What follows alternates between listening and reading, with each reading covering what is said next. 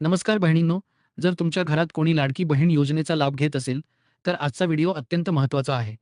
कारण 2 दिवसांपूर्वी झालेल्या एका पत्रकार परिषदेत देवेंद्र फडणवीस यांनी योजनेच्या नियमांबद्दल एक मोठा खुलासा केला आहे. तपासणी दरम्यान तब्बल 14,000 पुरुषांनी फसवणूक करून या योजनेचे पैसे घेतल्याचं समोर आलं आहे, तर लाखो महिलांचे अर्ज अपात्र ठरवले जात आहेत.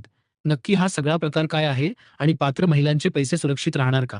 जाणून घेण्यासाठी आधी आपण थेट त्यांची ही महत्त्वाची क्लिप पाहूया. लाडकी बहीण योजना जेव्हा सुरू केली होती त्यावेळी त्या संदर्भातले काही निकष होते. त्या निकषाच्या आधारावर बहिणींना अर्ज करायला सांगितलं होतं आणि कागदपत्रांच्या पूर्ततेला वेळ लागेल म्हणून ही मुभा दिली होती की त्यांनी सेल्फ सर्टिफिकेशन करायचं. म्हणजे त्यांनी जे सांगितलं ते सत्य मानून आपण त्या ठिकाणी त्यांना लाडक्या बहिणीचा लाभ देणं सुरू केलं. पण अर्थातच आपण ज्यावेळी कुठलाही सरकारी पैसा खर्च करतो त्यावेळी त्याचं CAGचं ऑडिट होतं आणि CAGच्या ऑडिटमध्ये निकषांप्रमाणे अर्ज आहेत की नाही याची माहिती द्यावी लागते.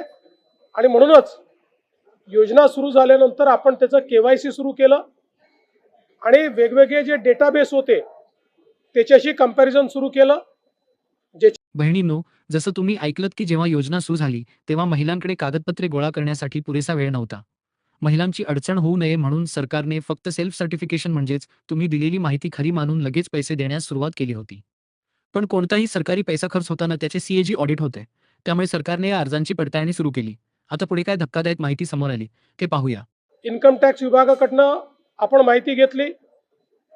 सरकारचे जे काही कर्मचारी आहेत त्यांचं जिथनं पेमेंट होतं त्या पोर्टलमधनं आपण माहिती घेतली. जो काही आपला परिवहन विभाग आहे याच्यामध्ये मोटरची ओनरशिप कोणाकडे आहे 4 व्हीलरची याच्या डेटाबेसची माहिती घेतली. रेशन कार्ड याच्या डेटाबेसची माहिती घेतली आणि ही सगळी माहिती आपण ज्यावेळेस कोलेक्ट केली त्यावेळी असं लक्षात आलं की 5 लाख लोक असे आहेत ज्यांच्या घरी सरकारी नोकरी आहे. 14,000 तर पुरुषच निघाले. जवळपास 10 लाख असे निघाले की ज्यांचं उत्पन्न 2.5 लाखापेक्षा जास्तीचं आहे.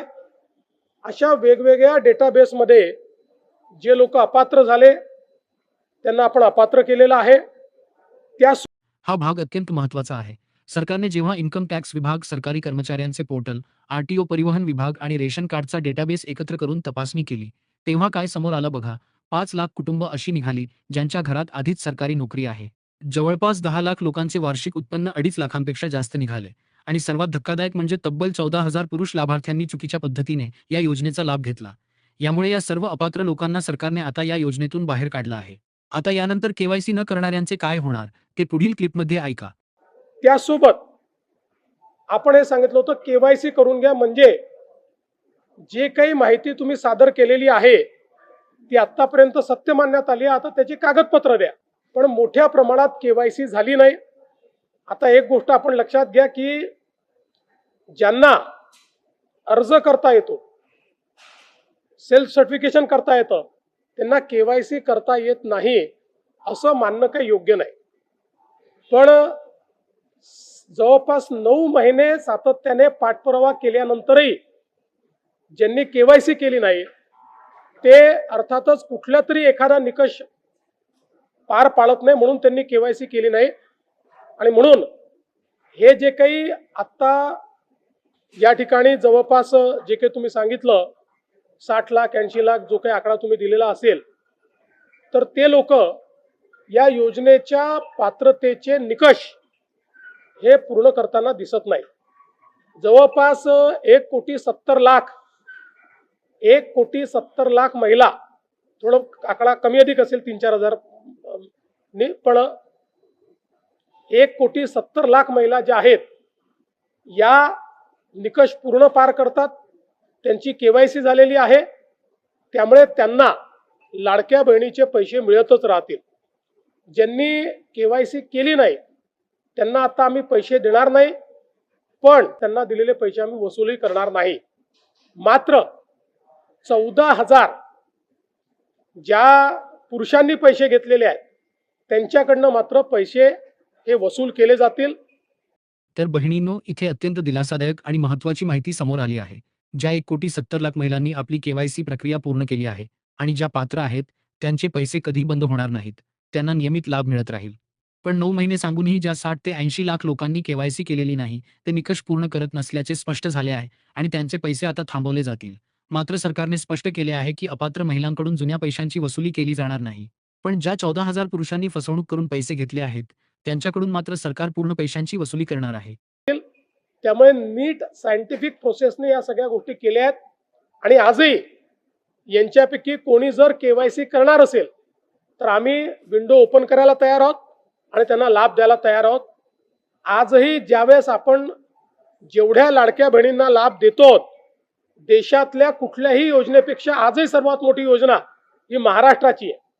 आजही देशामध्ये एवढा लाभ 1,70,00,000 कुठलंच राज्य देत नाही जे महाराष्ट्र देत आहे. तर बहिणींनो, देवेंद्र फडणवीस यांनी शेवटी एक खूप मोठी आणि दिलासादायक बातमी दिली आहे. ती म्हणजे जर आपल्यापैकी कोणतीही पात्र बहीण KYC करायची राहिली असेल तर सरकार त्यांच्यासाठी पुन्हा एकदा विंडो ओपन करायला पूर्णपणे तयार आहे आणि त्यांना या योजनेचा लाभ दिला जाईल. त्यामुळे पात्र महिलांनी अजिबात घाबरून जाण्याची गरज नाही. आज आपण पाहिलं की महाराष्ट्राची ही लाडकी बहीण योजना देशातील सर्वात मोठी योजना आहे, जिथे तब्बल 1,70,00,000 महिलांना सुरक्षितपणे आणि नियमितपणे लाभ मिळत आहे. पण मित्रांनो, फसवणूक करून लाभ घेणाऱ्या 14,000 पुरुषांकडून पैशांची वसुली करण्याचा आणि चुकीच्या पद्धतीने अर्ज करणाऱ्यांना अपात्र करण्याचा सरकारचा हा निर्णय तुम्हाला योग्य वाटतो का? कमेंट करून तुमचे मत नक्की सांगा. माहिती आवडली असेल तर व्हिडिओला नक्की लाईक करा. तुमच्या सर्व लाडक्या बहिणींना आणि WhatsApp ग्रुपवर हा व्हिडिओ शेअर करा आणि अशाच नवनवीन आणि 100% अचूक अपडेट्ससाठी आपल्या चॅनेलला सबस्क्राईब करायला विसरू नका. धन्यवाद. जय हिंद, जय महाराष्ट्र.